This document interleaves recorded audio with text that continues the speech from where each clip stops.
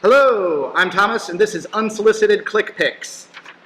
We are going to be debuting the Age of Ultron figures. We're having a tournament tonight, so this will be our first time unboxing any of them. So what we're going to do is we're going to crack open 2 boxes, which is what we're getting tonight, and we'll see if we can put together a 300-point team.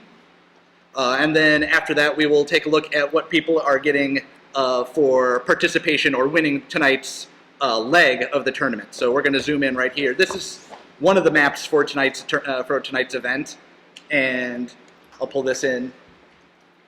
If you've never seen them until today, like everyone at the store has, these are the boxes for Wave 1, very similar to last year's War of Light storyline organized play, which we will always refer to as that rather than its acronym, which is kind of hilarious.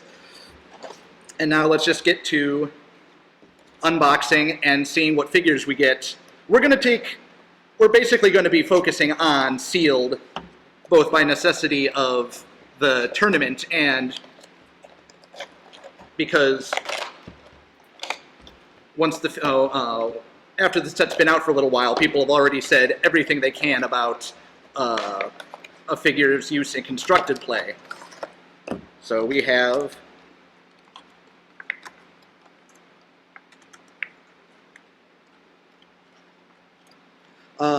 off the top of the head, I see that we've got 3 robot figures. So you have Wasp, Victor Mancha of the Runaways, Ultron Drone, Machine Man, and Grim Reaper is the rare. So these are all looking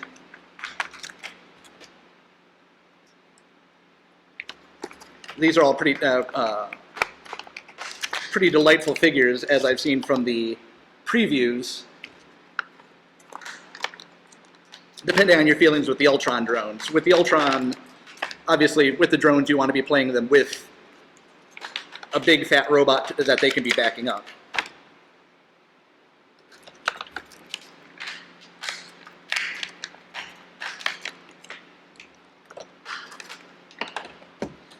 So there you go. 5 pretty solid figures, nothing super exciting. We'll see if we get a chase in our debut episode. That would be super exciting, but as with sealed tournaments, you play what you pull, so our team is,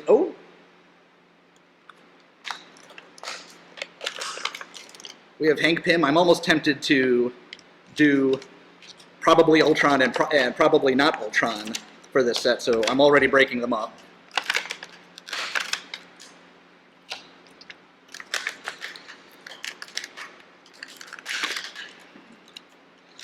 So from this one, we pulled a second Ultron drone, Ant-Man, Hank Pym, and I'll double check the card, but I think that's the Hank Pym that you're going to that is going to be an auto include unless you're playing Ultron. And he is a super rare. The big takeaway from the 2 packs is Quasar, one of my favorite characters, and a really solid character from. He might be. Unless you're pulling the really powerful Ultron, he might be the best figure in Wave 1 of Age of Ultron. All right, so I've opened the cards, and the pack with Wasp actually came with an ID card. I don't know if that's the rule, but it's nice to know that if you pull a figure, you have a good chance. If you pull an ID card, you have a good chance of having the figure in there as well, based on our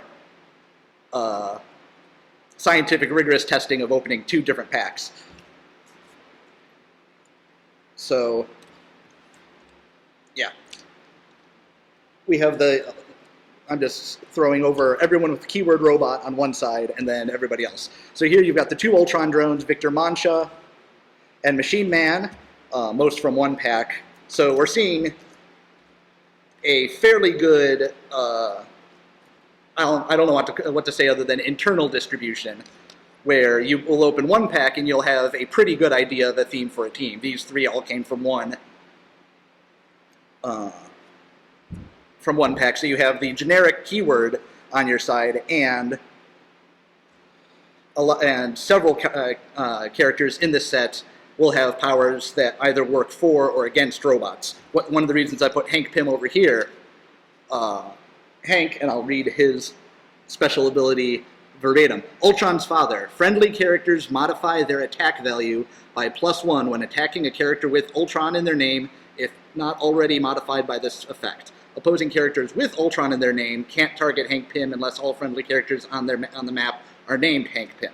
So, Hank Pym is a common, you're going to see a lot of him, and there's a good chance, probably about a 50% chance, that that a team you're facing is going to have an Ultron or an Ultron drone. So he's put in there for a minor boost against something like the Ultron drone, who isn't, who is a good generic, but nothing particularly scary. Or, again, I'm going to keep going back to this because I'm terrified of facing the dreaded Ultron chase. We've got 3 figures from this set that look familiar if you got your hands on the Age of Ultron Fast Forces Classic Avengers. These are all repaints of figures from that set. Let's see. And then Wasp, Iron Man, and Ant-Man all run at 100 points or less. You can run him at 2 different costs. So these 3 are all very sealed friendly. You can fit the 3 of these guys into a 300-point team, and you still have points left over for something like the Avengers Round Table. And then Quasar, who might be the only figure in this set who's going to have the keyword Annihilators. He is probably going to be... I'm not going to say he's an auto-include because his point cost means you're running a tentpole team. So you can run him, but even running him at his lower cost, he's over 125 points, which means you can throw him in with, let's see, 160. These 3 are just a little bit under 300 points. But that means that means say goodbye to Invincible. He's running with energy shield, deflection, and vulnerability. That's actually really great. You know what? I was hoping to trumpet the virtues of all the uncommons and commons, but I'm so in love with Quasar, I don't know if that's going to happen, so we'll save that for a future episode. Instead, let's move over. Everybody, you're all lovely, and I want to play you, but that's going to wait. We're going to move over for the prizes for tonight's tournament. Now, Gamer HQ and at least some stores in the area have enough where you'll be buying 2 boxes of Age of Ultron rather than 1 box and whatever else they have in stock. So you have a good chance of getting your hands on more of the figures. Participation prizes for tonight are, first, the Avengers Round Table.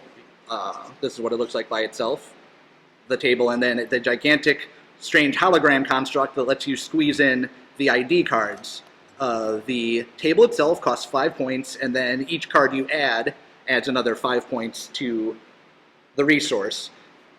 And besides giving you a nice, lovely place to hold those cards, it gives you more options for pulling in the reserve characters, as it were, rather than just having your existing force spend action tokens to bring them in. They let you one ability I'll call out is that it lets you substitute people from your sideboard. If you have a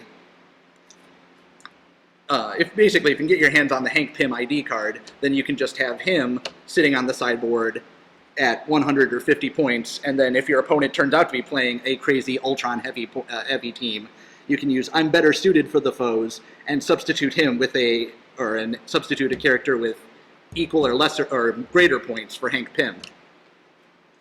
So these are the 2 participation prizes for tonight, and then winner for tonight, whoever gets the most points for tonight walks away with the Grandmaster, who is not an Avenger, but he's ridiculously powerful, and he has the coveted Squadron Sinister keyword if you're one of the people who's actually collected that many of the primes from previous sets.